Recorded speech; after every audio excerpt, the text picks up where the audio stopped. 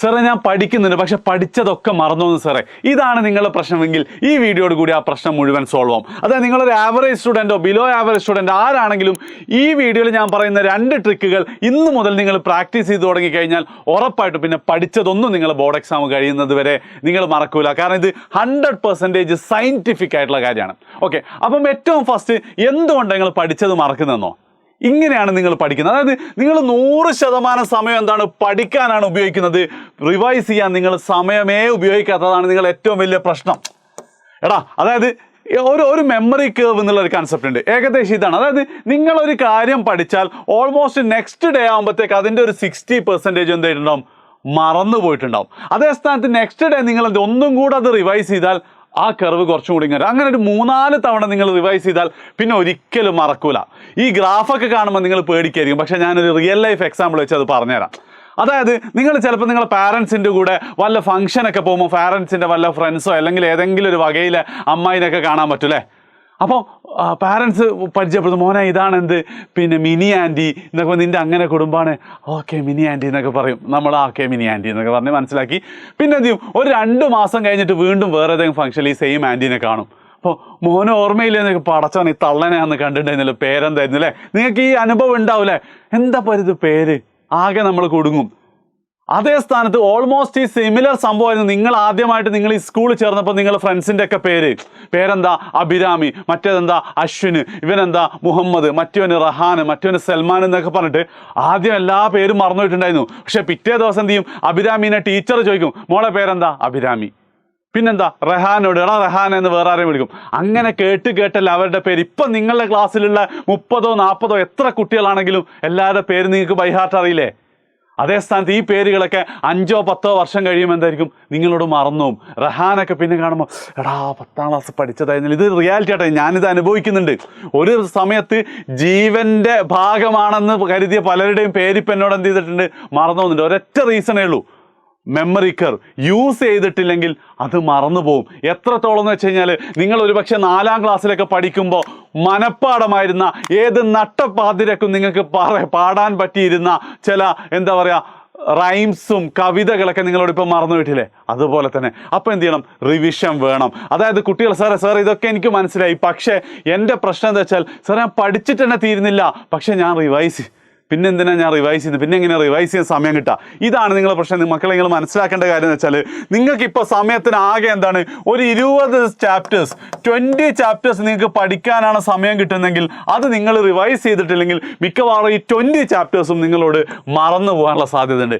അതിന് പകരം എത്രയോ എഫിഷ്യൻ്റ് ആണ് നിങ്ങളൊരു 16 ചാപ്റ്റർ പഠിക്കുക, ബാക്കി എന്ത് ചെയ്യുക, അത് റിവൈസ് ചെയ്യാനുള്ള ബാക്കി സമയം കൊടുക്കുക. അങ്ങനെയാണെങ്കിൽ ഈ 16 ചാപ്റ്റർ ഒരിക്കലും മറന്നുപോകില്ല. നിങ്ങൾ ഇപ്പോൾ ആലോചിച്ച് നോക്കി, ഏതാ ബെറ്റർ എന്നുള്ളത്. 20 ചാപ്റ്റർ പഠിച്ചു എന്നുള്ള ബോധ്യമാണോ നിങ്ങൾക്ക് വേണ്ടത്, അല്ലെങ്കിൽ 16 ചാപ്റ്റർ പഠിച്ചിട്ട് അതിൽ ഫുൾ മാർക്ക് കിട്ടലാണോ?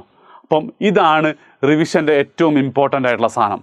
എന്തായാലും എന്ത് ചെയ്യണം, നിങ്ങൾ റിവൈസ് ചെയ്യണം. അതല്ലാത്തൊരു സ്മാർട്ട് ചോയ്സ് ഇല്ല. എസ്പെഷ്യലി സോഷ്യലിൽ തന്നെ ഈ ജോഗ്രഫി, പൊളിറ്റിക്സ് അതിൽ കുറേ ഉണ്ടാവും, ബയോളജിയിലുണ്ടാവും, കെമിസ്ട്രിയിലെ ചില നെയിംഡ് റിയാക്ഷൻസിൽ വരുന്നുണ്ട്. എന്തിന് മാത്സിലടക്കം നിങ്ങൾ റിവൈസ് ചെയ്തിട്ടില്ലേ മറന്നു. അതിന് നമ്മൾ എത്രത്തോളം കൺസെപ്റ്റ് മനസ്സിലാക്കി പഠിക്കുന്നു അത്രത്തോളം റിവിഷൻ്റെ അളവ് കുറയും, അല്ലെങ്കിൽ മറന്നു പോകാനുള്ള സാധ്യത കുറയുമെങ്കിൽ പോലും നിങ്ങളെ സംബന്ധിച്ച് റിവിഷൻ എന്ന് പറയുന്നത് വളരെ ഇമ്പോർട്ടൻ്റാണ്. ഇനി എങ്ങനെ റിവൈസ് ചെയ്യണം എന്നുള്ളതാണ്. ഒന്നാമത്തെ കാര്യം ഇതാണ്, ഫസ്റ്റ് ടെക്നിക് സ്പേസ്ഡ് റിപ്പീറ്റേഷൻ. അതാണ് ശരിക്കും ഈ ഗ്രാഫിലുള്ളത്. നമ്മൾ ഇന്നലെ പഠിച്ചു, പിന്നെ ഒരിക്കലും കൂടെ റിവൈസ് ചെയ്തു, പിന്നെ കുറച്ച് ഗ്യാപ്പിൽ വീണ്ടും റിവൈസ് ചെയ്ത്, അങ്ങനെ റിവൈസ് ചെയ്യുന്നതിനനുസരിച്ച് അതെന്തായിപ്പോൾ നിങ്ങളുടെ ഫ്രണ്ട്സിൻ്റെ പേരൊക്കെ പോലെ ഇക്വേഷൻസ് ഒക്കെ നിങ്ങളുടെ മനസ്സിൽ വരുന്നതാണ്. അപ്പം എത്രയാണ് സ്പേസ്ഡ് റിപ്പീറ്റേഷൻ എന്ന് പറഞ്ഞാൽ അതിന് കുറേ സയൻറ്റിഫിക് മെത്തേഡൊക്കെ ഉണ്ട്. പക്ഷേ ഒരു CBSE ക്ലാസ് 10 കുട്ടിയെ സംബന്ധിച്ചിടത്തോളം നിങ്ങൾ ഇന്നലെ പഠിച്ചതിൻ്റെ ഫസ്റ്റ് റിവിഷൻ എന്ന് പറയുന്നത് നെക്സ്റ്റ് ഡേ നിങ്ങൾ ചെയ്യണം.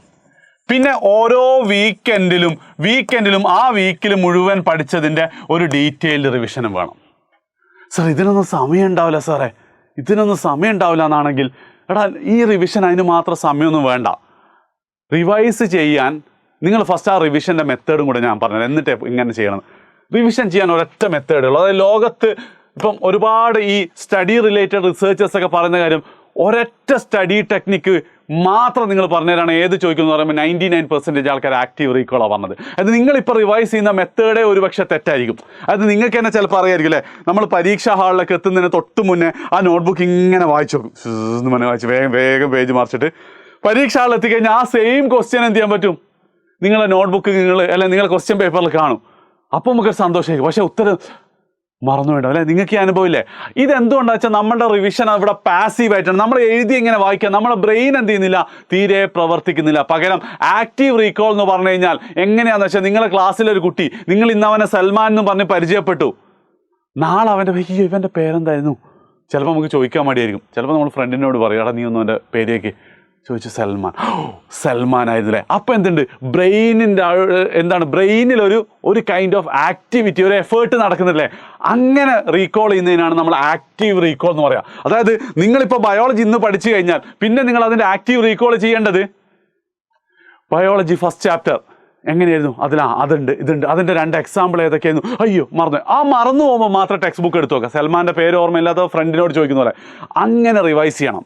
ഇതിൻ്റെ മറ്റൊരു ഗുണം എന്താ വെച്ചാൽ, നിങ്ങൾക്ക് എന്ത് ചെയ്യാം, വാഷ്റൂമിൽ ഇരിക്കുമ്പോൾ റിവൈസ് ചെയ്യാം, അല്ലെങ്കിൽ എന്താ ബസ്സിൽ പോകുമ്പോൾ, സ്കൂളിലേക്ക് പോകുമ്പോൾ നിങ്ങൾക്ക് റിവൈസ് ചെയ്യാം, വെറുതെ ഇരിക്കുമ്പോൾ അടക്കം റിവൈസ് ചെയ്യാം. കിട്ടാത്ത കാര്യം മാത്രം നോക്കുക. അങ്ങനെ നോക്കി കിട്ടിയ കാര്യം മറന്നുമില്ല. മക്കളെ ഞാൻ പറയട്ടെ, ഞാനൊക്കെ +2 പഠിക്കുന്ന സമയത്ത് എൻട്രൻസിനൊക്കെ പഠിക്കുമ്പോൾ കെമിസ്ട്രിയിൽ കുറേ നെയിംഡ് റിയാക്ഷൻസ് ഒക്കെ ഉണ്ടാവും. അത് മുഴുവൻ ഞാൻ കുളിക്കുന്ന സമയത്ത് ഓർത്തെടുത്തോണ്ടിരുന്നത്. ഇത് കിട്ടാത്തതൊക്കെ കുളി കഴിഞ്ഞ് വന്നിട്ട് ടെക്സ്റ്റ് ബുക്ക് റെഫർ ചെയ്യും. അതിൻ്റെ എന്തായിരുന്നു കാറ്റലിസ്റ്റ് എന്തായിരുന്നു, ടെമ്പറേച്ചർ എന്തായിരുന്നു എന്നൊക്കെ ഉള്ളത്. പക്ഷെ അത് ഭയങ്കര എഫക്റ്റീവായിരുന്നു. അപ്പോൾ ഈ രീതിയിലാണ് എന്ത് ചെയ്യേണ്ടത്, നിങ്ങൾ റിവൈസ് ചെയ്യേണ്ടത്. ആക്റ്റീവ് റീകോൾ ചെയ്തുകൊണ്ട് റിവൈസ് ചെയ്യുക. ആൻഡ് 2 തവണയെങ്കിലും ഒരു പഠിച്ച സാധനം, ഒന്നാമത്തത് നെക്സ്റ്റ് ഡേ, പിറ്റേ ദിവസം എന്ത് ചെയ്യുക, ഇങ്ങനെ വെറുതെ ഇരിക്കുമ്പോൾ, ബ്രേക്ക്ഫാസ്റ്റിന് ഇരിക്കുമ്പോൾ ഇന്നലെ പഠിച്ചെന്തായിരുന്നു, മാത്സിലെ ഫസ്റ്റ് ചാപ്റ്റർ റിയൽ നമ്പേഴ്സിൻ്റെ കേസിൽ അതിൽ ആദ്യം എന്താണെന്ന് വെച്ചാൽ ഫണ്ടമെൻ്റൽ പ്രിൻസിപ്പിൾ ഓഫ് അരിത്തമെറ്റിക്, അതിലാകെ ഇങ്ങനെ ഫാക്ടറൈസ് ഒക്കെ ചെയ്തിട്ട് സാധനം ചോദിക്കാം. പിന്നെ LCM HCF, പിന്നെ LCMൻ്റെ HCF = product of the number, പിന്നെ ഇറാഷണൽ നമ്പർ, പിന്നെ കുറച്ച് വേർഡ് പ്രോബ്ലംസ് ഉണ്ട്. ഇതാണ് റിവിഷൻ. അതിന് മാത്രം സമയം വേണ്ട. ഇത് നിങ്ങൾ ചെയ്തിട്ടില്ലെങ്കിൽ ചിലപ്പോൾ നിങ്ങളെ കാര്യങ്ങൾ കൈവിട്ട് പോകും. ഇങ്ങനെ നിങ്ങളൊന്ന് ചെയ്തു നോക്ക്, മറന്നു പോലെട്ടോ, ഉറപ്പാണ്. ഈ ടെക്നിക്ക് ഇഷ്ടപ്പെട്ടിട്ടുണ്ട്, ഫ്രണ്ട്സിന് ഷെയർ ചെയ്യുക. ചാനൽ സബ്സ്ക്രൈബ് ചെയ്തില്ലെങ്കിൽ സബ്സ്ക്രൈബ് ചെയ്യുക. അപ്പം അടുത്ത വീഡിയോ ആയിട്ട് നിങ്ങളെ എക്സാം കഴിയുന്നതുവരെ കട്ടക്ക് എജ്യൂപോർട്ട് കൂടെ ഉണ്ടാവും. ആകെ നിങ്ങൾ ചെയ്യേണ്ടത് മാക്സിമം ഈ ചാനൽ ആളുകളിലേക്ക് എത്തിക്കാൻ നോക്കുക, വീഡിയോ ഒക്കെ സ്റ്റാറ്റസ് ഒക്കെ വെക്കുക. ബൈ.